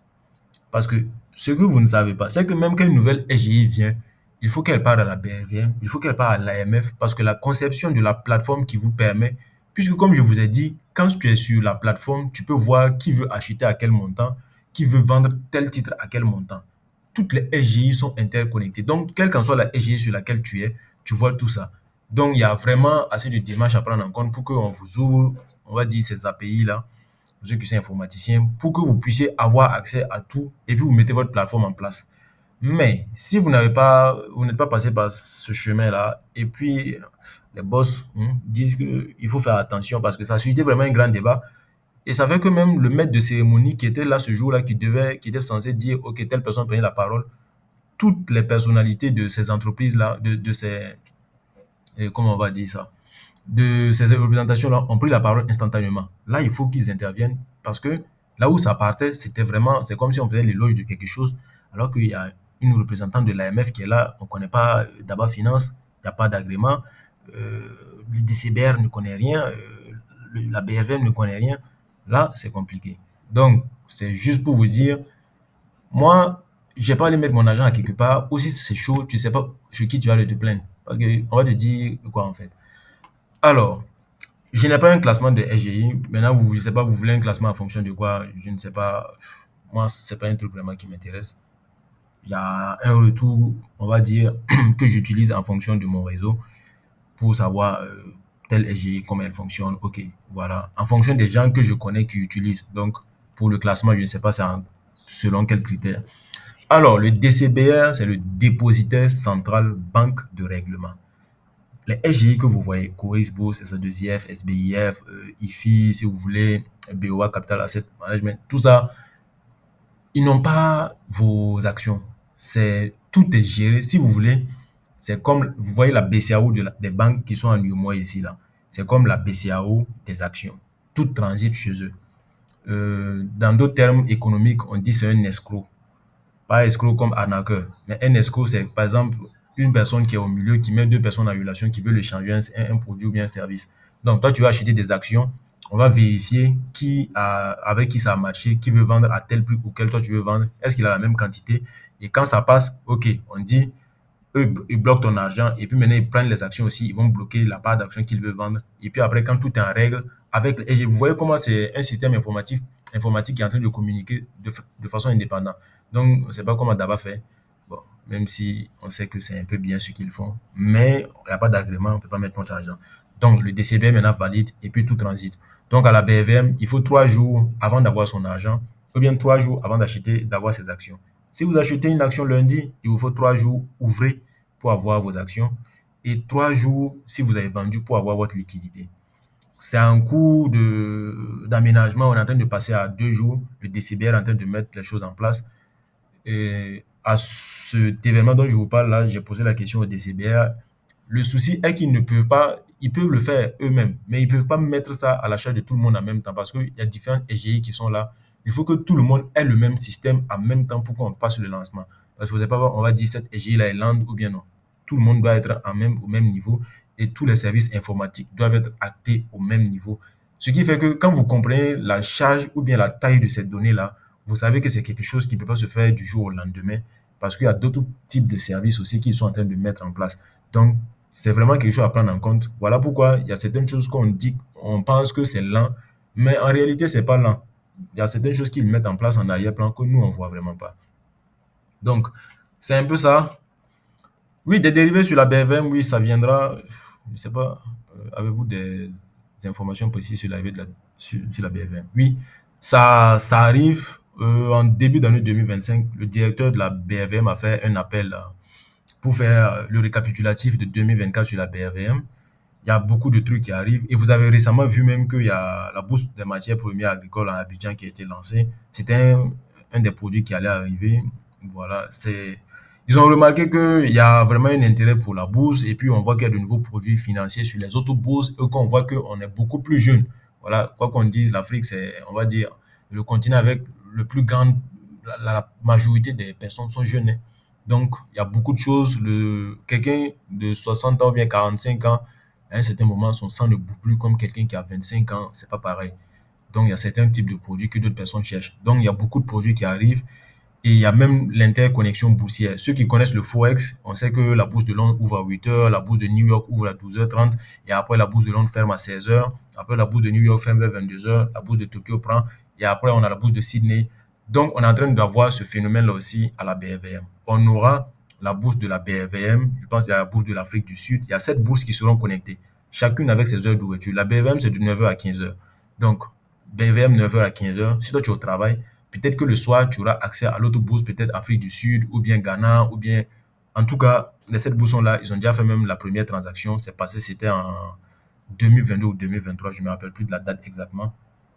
Donc, on pourra avoir une bourse où il y a beaucoup de projets qui sont en train de venir. Et comme je vous l'ai dit, en tout cas, moi, j'ai confiance parce que le directeur de la BFM, il a été dans de grandes institutions, dans des bourses occidentales, avant de venir être directeur ici. Et même, il a été président d'une association d'un secteur donné à Harvard, aux États-Unis, là-bas. Donc, il a quand même les connaissances et puis les relations pour mettre certaines choses en pratique à la BFM. Et il y a d'autres choses qui vont arriver début 2026. C'est ce qu'on a pu comprendre pendant le bilan de 2024. Et quand on fait le bilan, on a fait le bilan, la BFM, l'indice global du marché a progressé d'environ 30%, qui a battu le Nasdaq. Le Nasdaq, c'est l'indice aussi global des actions aux États-Unis là-bas en 2024. Donc, vous voyez qu'il y a de l'engouement chez nous et qu'on peut créer quelque chose qui est pour nous, par nous-mêmes. L'avantage chez nous, bon, on ne peut pas être riche du jour au lendemain comme ce que vous voyez dans les films ou bien vous avez entendu parler des cryptos. Quelqu'un a mis 5 000 francs, bien il a mis 50 000, il est devenu riche du jour au lendemain, il a eu 2 millions, 3 millions. Non, ici, c'est pas possible. Ici, notre fluctuation journalière, c'est de 7,5% maximum. Ça veut dire par jour, tu peux gagner 7,5% au max ou bien perdre au maximum 7,5%. Tu ne peux pas dépasser ça. Donc voilà, voilà, voilà, voilà. Avec la conjoncture actuelle de la politique ailleurs, c'est moi, quelle est votre analyse? Qu'est-ce que vous voulez que je dise? Bah, moi, je ne vois pas de problème. Il y a un qui demandait hier que si nos pays quittent l'AES, est-ce que les banques ou bien les sociétés qui sont à la BVM, il y aura un problème et tout. Bon, il y a deux solutions. Soit les sociétés décident de quitter et puis elles vont rembourser les actionnaires. Actuellement, il y a une société qui est en train de vouloir quitter la BVM et le prix auquel elle veut racheter les parts, les parts de ceux qui avaient investi là, les gars, c'est juteux, hein. Désolé du terme, mais c'est vraiment juteux. Le prix auquel par action ils veulent l'acheter avec le prix de l'action actuelle là. Si moi-même je pouvais, j'allais posséder l'action actuellement, mais bon, c'est plus possible. C'est juste de l'ironie. Donc, il y a ce côté-là. Comme il y a le côté où ils peuvent toujours rester, l'AES peut décider de créer sa bourse si elle en a les moyens et puis créer tout ce qu'il y a autour. Comme les entreprises peuvent rester là-bas, la preuve est que Coris Bank, par exemple, est en train de partir en Afrique centrale. Elle peut ouvrir une partie de son capital encore là-bas à la BVMAC parce qu'il y a la bourse régionale des valeurs mobilières de l'Afrique centrale, la BVMAC. Même s'ils ne sont pas aussi forts que nous. La BVMAC, c'est Cameroun, Gabon, Tchad et Congo, c'est entre eux là-bas. Même leur bourse n'est pas encore à notre niveau. Donc, il y a ce côté-là. Et l'autre preuve encore, c'est que EcoBank Général que vous connaissez, et que vous connaissez, pardon, qui se trouve au Togo, EcoBank est à la BVM et elle a la bourse de l'Afrique du Sud.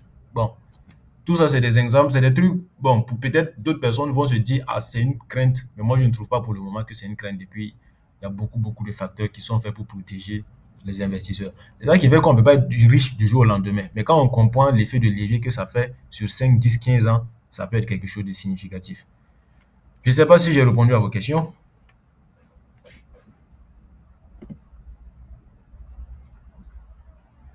Alors, s'il y a d'autres questions, je vais les prendre. Sinon, on va passer à la suite et puis on va avancer. D'accord, je suppose que c'est bon. Est-ce qu'il y a d'autres questions?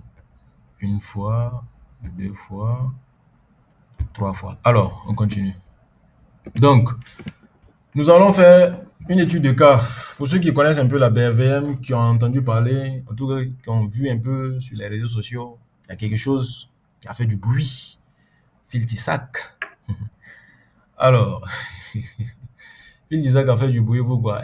Elle a annoncé un dividende il y a quelques semaines, un gros dividende, hein, voilà, elle parlait de le rendement du dividende. Ça veut dire quand tu avais l'action à ce jour-là, et puis si tu devais recevoir les dividendes, ça faisait un rendement brut de 47%. Ah les gars, 47% de rendement, avec la banque même qui donne 3,5% sur 12 mois là. Eux viennent te donner 45 et 47% brut. Donc vous voyez que c'est vraiment juteux. Ce qui a suscité de l'engouement autour du titre, voilà, les gens ont cherché à acheter, pendant que nous autres, on avait acheté le prix à 1700 et puis on attendait pour voir. Donc, il y a d'autres maintenant qui commencent à rentrer et tout. Voilà pourquoi on va faire son analyse pour essayer de décrypter, pour que vous compreniez un peu comment ça marche et puis vous sachiez un peu comment nous fonctionnons et quels sont les types d'analyses que nous pouvons mettre à votre disposition si vous prenez un de nos services. Alors, Filtisac, elle est logée en Côte d'Ivoire, secteur d'activité, l'industrie. Son nombre d'actions, c'est plus de 14 millions. Le flottant, 33%, bon, 33,48. Le flottant, ça veut dire la part du capital ou bien le nombre d'actions que les investisseurs entre nous à la BVM, là, on peut échanger entre nous. Donc, 33%, 33,48% de 14 millions, 103 000 actions. Voilà, nous, on peut échanger ça entre nous. Donc, le prix du clôture au vendredi 13, c'était 5 780 francs. Donc, la BVM, c'est du lundi au vendredi, hein. C'est pas comme d'autres marchés. Ceux qui connaissent un peu les autres marchés, les indices synthétiques, c'est du lundi au lundi, il n'y a pas de fermeture. C'est H24 ouvert. Donc, ici, c'est 9h à 15h, puis c'est du lundi au vendredi. Et quand c'est férié en Côte d'Ivoire, bah, c'est férié aussi. Il y a d'autres marchés, c'est un peu férié. Quand c'est férié, c'est fermé. Mais il y a un marché là, actuellement. Quel qu'en soit le jour, c'est toujours ouvert. La capitalisation boursière, c'est 81,520 milliards. Donc, ça veut dire si vous voulez acheter Fidisac actuellement avec son prix d'action et puis son tout actuellement, ça fait 81 et quelques milliards. Bon, je sais que nous tous ici, on peut payer ça. Dites amen. On va aller. La performance sur le premier semestre 2025. Alors, c'est de 212%. Ça veut dire quoi? Premier semestre 2025, on a mis juin actuellement même, ça fait 200, plus de 200% d'action. Ça veut dire que tu avais payé ça le 1er janvier. Pendant que les gens font fête, toi tu achètes. Ça veut dire actuellement tu as plus de 200% de revenus et de bénéfices. Donc le plus haut et le plus bas c'était de 1855 avec le plus haut qui était de 6520 francs. Donc vous voyez que le prix a quitté 6520 pour venir stabiliser à 5780. Bah, c'est normal. Quand ça baisse, généralement, je vous dis un petit truc. les gens, les médias, beaucoup font la polémique sur les réseaux sociaux ou bien sur leurs articles quand les prix d'action baissent. Mais c'est normal, il n'y a pas quelque chose qui monte, il n'y a pas quelque chose qui baisse sans monter, il n'y a pas quelque chose qui monte sans baisser. Il y a des gens qui achètent bas. Par exemple, nous, moi comme ça qui suis entré à African Web Bridge, nous sommes entrés à 1700. Bah, c'est normal qu'à 6000 et quelques, on prend un peu de bénéfice. Même si on sait que ça ira loin, bah, on a un pourcentage très énorme quand même. Donc, on a plus de 200%, on va garder, on peut libérer une partie, l'argent va aller travailler ailleurs encore. Voilà. Donc, c'est normal que ça baisse. Faut pas forcément regarder quand on dit que ça baisse, baisse pour paniquer. Non, faut comprendre pourquoi et puis comprendre comment on peut profiter. Donc, le payout moyen sur 10 ans, c'est de, bon, disons 148%. Le payout, c'est quoi? C'est la part du bénéfice qu'on distribue aux actionnaires. Donc, ici, ça veut dire, elle donne 148%. Ça veut dire, en plus de donner tout son bénéfice là, en moyenne sur les 10 dernières années, elle prend, elle ajoute, elle regarde dans ses réserves, elle ajoute quelque chose pour donner aux actionnaires. Bon, c'est vrai qu'en tant qu'actionnaire, nous, on aime l'argent. Quand on nous donne là, bon, il n'y a personne qui refuse. On peut manger du poulet et puis enlever un peu, donner à dehors là-bas, quelque part sur un manguier. Mais on aimerait aussi que l'entreprise garde un peu pour étendre son activité, pour d'autres types de produits. On ne peut pas compter que sur un seul type de produit, par exemple, et tout. Mais bon, continuons. Le rendement du dividende au 13 juin, vendredi, c'était de 30%. Donc, vous voyez toujours que c'est toujours bon, hein? Avec un rendement moyen du marché de 7,16%. Vous voyez que c'est toujours attractif. Bon, pardonnez, excusez-moi, hein. Je vais prendre des termes simplement pour se comprendre. Ce qu'on est en train de faire, ce n'est pas un conseil, ce n'est pas une incitation à aller ouvrir un compte et puis acheter des actions de Phil Tissac. Même si vous avez un compte, nous, on ne vous incite pas à travers cette analyse ou bien à travers cette étude pour vous dire qu'il faut acheter des actions de Phil Tissac. On reste lucide et puis on continue. C'est juste une étude explicative pour que vous puissiez comprendre comment nous fonctionnons. Le PER, c'est le price earning ratio.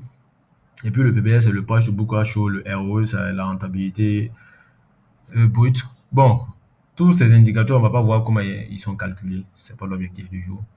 Mais pour que vous puissiez les comprendre, quand vous avez deux sacs de riz, comment vous faites pour comprendre qui pèse plus que qui?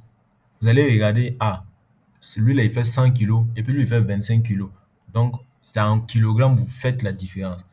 Ou bien quand vous voulez voir les terrains, qui est plus cher que qui, vous comparez en mètres carrés. Ou bien quand vous voulez voir la taille de quelqu'un qui est plus grand que qui, on regarde, il fait combien de mètres, ou bien il fait combien de centimètres, et puis on regarde le plus grand, et puis on dit, ah ouais, lui, il est plus grand que lui. Donc, c'est pareil avec ces ratios-là. Ça nous permet de savoir est-ce que telle entreprise qu'on voit actuellement avec son prix actuel et puis ses états financiers-là, son prix est cher ou bien son prix est moins cher. Donc, je vous donne une petite astuce. Quand le PER, par exemple, celui-là, il est inférieur à la moyenne du PER sectoriel. Donc, 4,38, on est d'accord que c'est inférieur à 27,79. Alors, on dit que l'action est moins chère. Ce n'est pas la seule méthode d'évaluation. C'est juste un petit tips que je vous ai donné. Il y a plusieurs autres moyens de le faire. Mais qu'on ne verra pas aujourd'hui, ce n'est pas vraiment l'objectif du jour. Et le ROE 40, donc le PBR 1,88. Monsieur Ludovic Yaka, vous pouvez désactiver votre micro.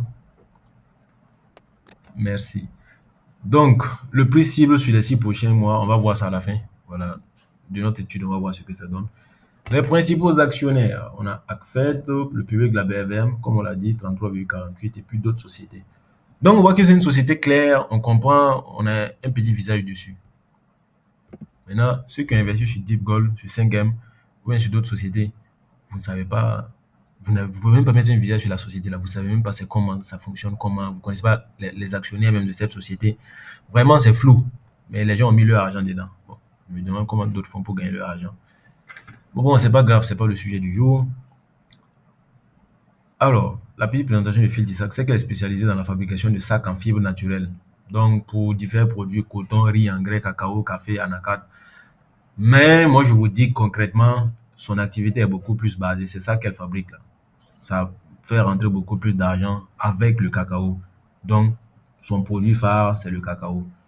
En 2024, elle a cédé une de ses filiales. Il y avait beaucoup d'argent à prendre dedans. Bon, bref, on saute. Un petit résumé. Donc, Fitisac fait partie du secteur industriel. Le secteur industriel à la BVM regroupe 11 entreprises. Ça, c'est un vieux classement. Il y a un autre classement qui regroupe 7 entreprises. On va continuer avec le vieux classement parce que c'est toujours d'actualité.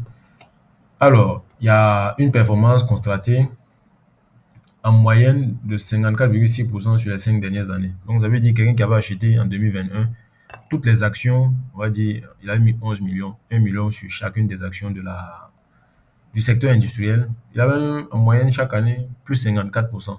Voilà. De façon ramassée. Donc, les données empiriques, c'est quoi? C'est l'évolution comparative du chiffre d'affaires, du résultat d'exploitation et puis du résultat net. Donc, cette image que vous voyez comme ça fait partie d'un de nos outils que nous avons développé. Donc, vous choisissez juste le secteur, l'entreprise et vous avez ça automatiquement qui est là. Donc, vous voyez par exemple, Phil Tissac, son chiffre d'affaires par année, vous voyez que c'est pas vraiment ça. À la fin, je vais vous montrer une démonstration de l'outil. Vous voyez que ça, c'est pas vraiment, ça ne croit pas. Nous, on aime les entreprises où, voilà, les choses évoluent, quoi. En tant qu'actionnaire, quand on met son argent sur 10 ans, on veut que quelque chose rentre. Bon, bref. On voit par contre le bénéfice. C'est ça que le résultat net. Le résultat d'exploitation, c'est avant impôt, avant charge. Ça ne suit pas le chiffre d'affaires. Par exemple, ici, souvent, ils vendent beaucoup. Mais le chiffre d'affaires et puis le bénéfice, c'est petit. Quoi, c'est bizarre. Souvent, même, c'est en perte, hein. Malgré que ça, on vend un peu plus. Par exemple, ici, en 2021, c'était plus haut que 2019 et 2020. Mais ça baisse, on ne comprend pas. C'est pas bon signe. Donc, en plus de donner tout son argent aux actionnaires, tout son bénéfice, et puis de puiser dans ses réserves, il y a des moments même ça ne va pas. Donc, on voit que ce type de société-là, c'est pas vraiment le type de société qu'on voudrait. Bon, je peux pas rentrer beaucoup plus en profondeur parce que on va un peu se fatiguer sur les termes techniques.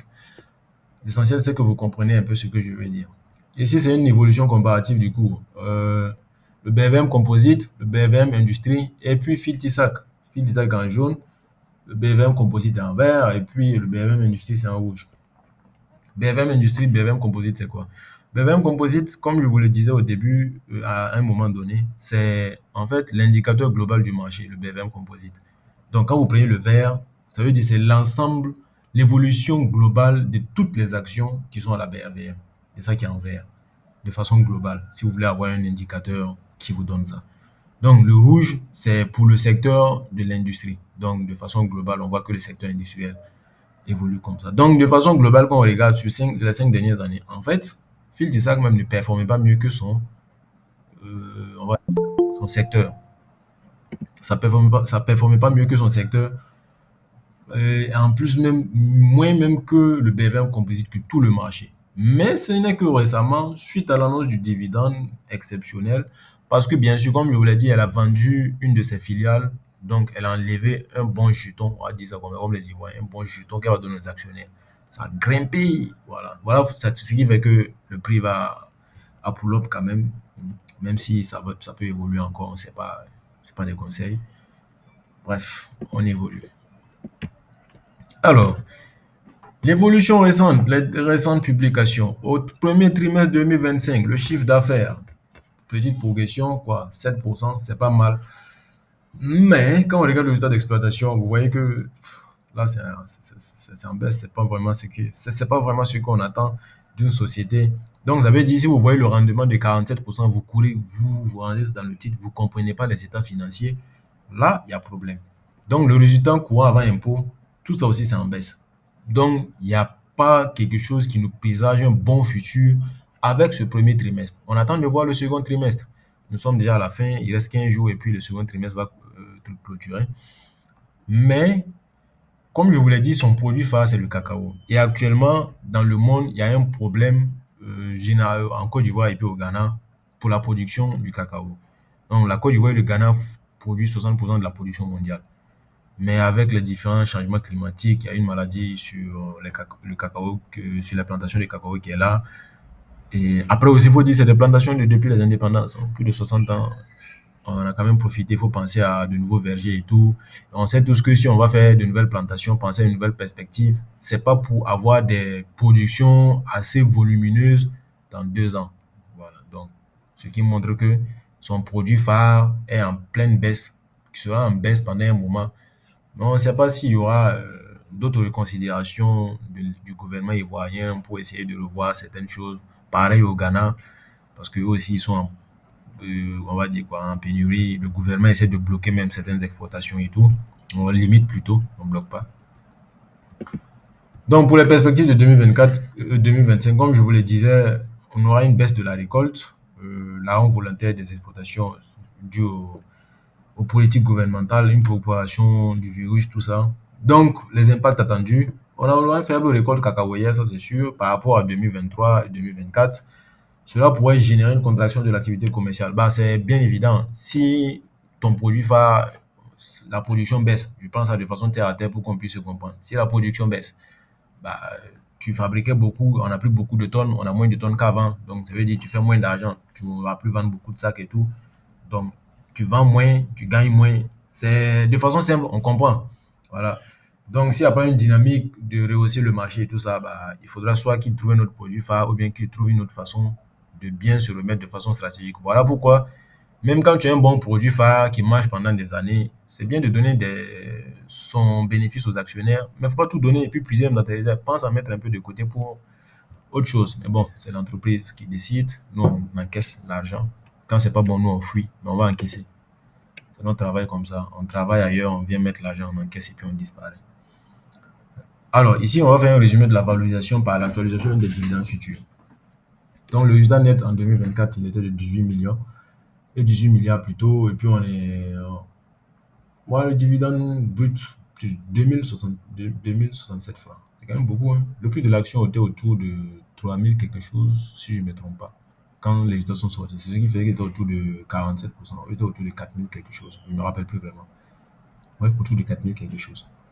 Alors, selon notre étude, avec nos façons de faire les calculs, l'actualisation financière et tout, avec les calculs en arrière-plan, on voit un résultat net en baisse, un dividende en baisse, et puis des fonds propres aussi en baisse. Donc, la valorisation sur les 6 prochains mois pour 2025, on voit le prix se fixer à 6800.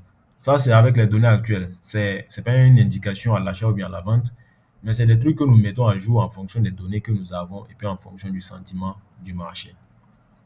Pareil pour 2026. Donc, pour 2026, c'est encore loin. On va attendre que les résultats finissent. Bon, troisième trimestre, quatrième trimestre, résultats annuels avant de faire une nouvelle, on va dire, actualisation et puis revalorisation. Donc, en recommandation, habituellement dans nos fiches d'études, c'est un peu comme ça. Elles sont faites accompagnées d'un commentaire, comme on montre aux actionnaires ce qu'il y a, ce qu'il y a. Notre vision, on va rentrer à l'achat ou bien à la vente. Et comme je vous l'ai dit, c'est pas une incitation ou bien une indication à faire un achat ou bien une vente. Donc ici, on a préféré ne pas vous dire ce que nous pensons, si on doit acheter ou bien on doit vendre. C'est pas l'objectif, c'est de vous montrer un peu comment l'étude se fait et puis vous prendre une étude de cas où vous pouvez disséquer vous-même, vous voyez. Les Ivoiriens disent colo, colo, vous avez compris, vous voyez que il y a un rendement attractif, mais la société en bas, ça ne va vraiment pas. Donc déjà, je pense que vous comprenez déjà ce que ça veut dire. Je pense que nous sommes à la fin. Est-ce qu'il y a des questions pour la dernière? Bon, après ça, je vais vous présenter notre outil et puis on va clôturer la séance pour aujourd'hui. Est-ce qu'il y a des questions?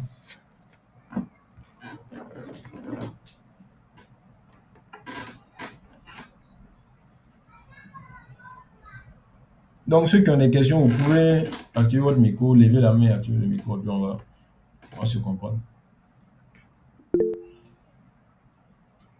Le prix ciblé de Filtisac, ça veut dire quoi? Nous, on vise un prix cible de 6800 pour décembre. Mais comme je vous l'ai dit, c'est des données que nous mettons à jour. Ça veut dire actuellement, on a des données qui ont été distribuées, on va dire, qui ont été diffusées par Filtisac. Si de nouvelles données encore sont diffusées, on va mettre à jour. Mais ça ne veut pas dire qu'on se base uniquement sur ce qu'on a dit et puis c'est fini. Ce pas des trucs qui sont constants, des trucs qui sont variants en fonction des nouvelles données. Voilà pourquoi on a dit, nous, on ne va pas donner une recommandation. Il faut acheter et puis il faut vendre. Non. L'objectif, c'est de vous faire comprendre comment l'étude se fait. Et puis après, maintenant, vous comprenez comment nous fonctionnons. Je ne sais pas si c'est bon. D'accord. Est-ce qu'il y a d'autres questions?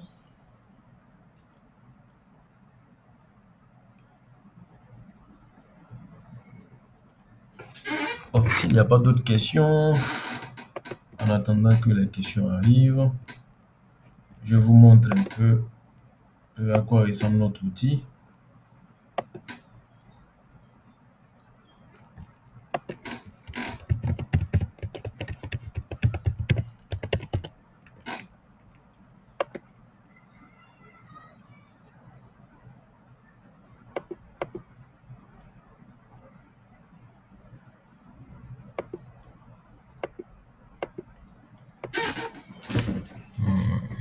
D'accord. Faut que j'arrête.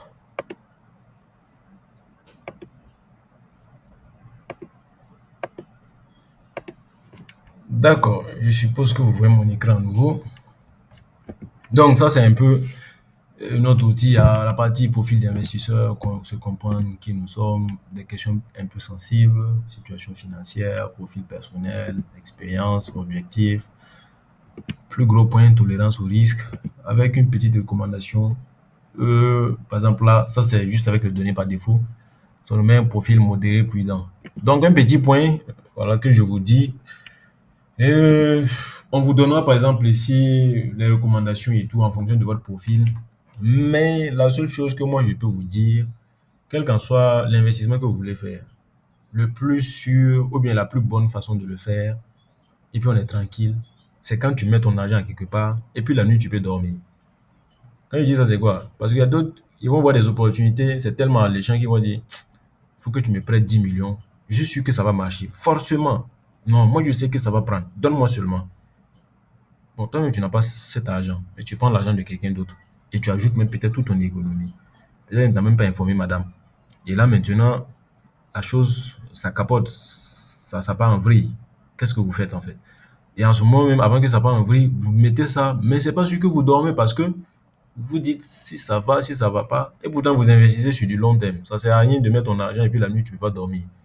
Tu vas un peu mollo mollo en fonction de ton aversion au risque. Si c'est bon, après tu augmentes. Si c'est pas bon, tu décides. C'est toi, c'est ton argent de toutes les façons. Donc bref, c'était une petite fenêtre. Donc la liste des résultats, c'est un peu là qu'on voit un peu les résultats.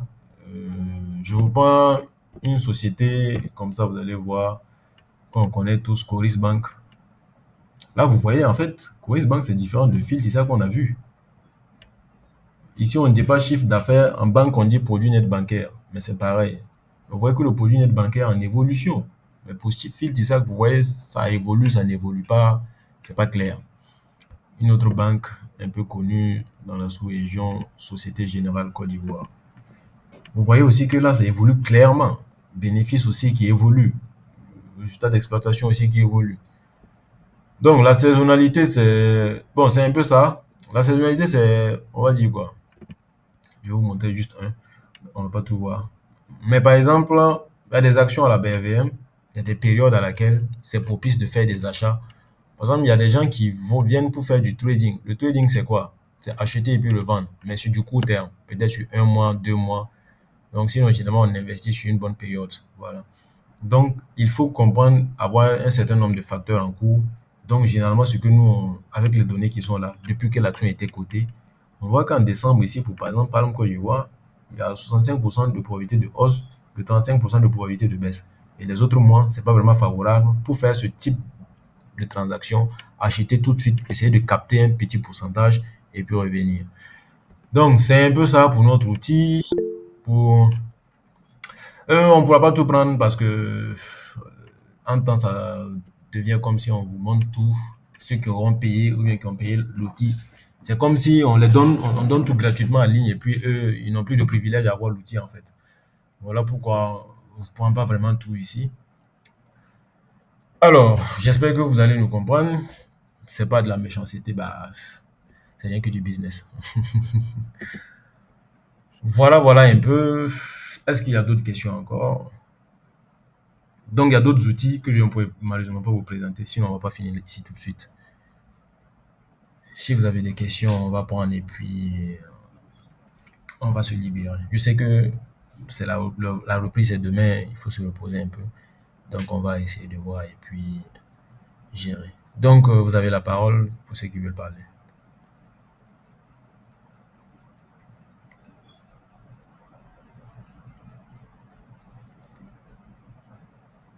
Alors, je suppose qu'il n'y a plus de questions, en supposant même que tout le monde m'entend. D'accord. Donc, petit bonus, on va le voir étude vite fait. Et puis, comme l'autre l'a demandé, et puis, je sais pas pourquoi il veut étude.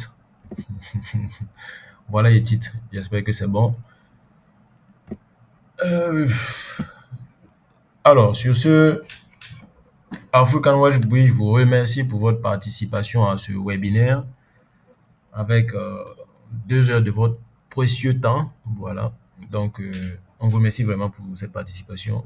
La séance a été enregistrée. Vous aurez le lien dès que c'est disponible. Vous pouvez le visionner quand vous voulez. Donc, sur ce, excellente soirée et reposez-vous bien pour votre reprise de demain. Nous aussi, on va essayer de faire du mieux pour les différentes choses à venir. Donc, pour ceux qui voudraient s'inscrire pour la formation du 28, vous pouvez nous contacter sur WhatsApp. D'ici là, la fiche va arriver sur WhatsApp pour que vous voyez.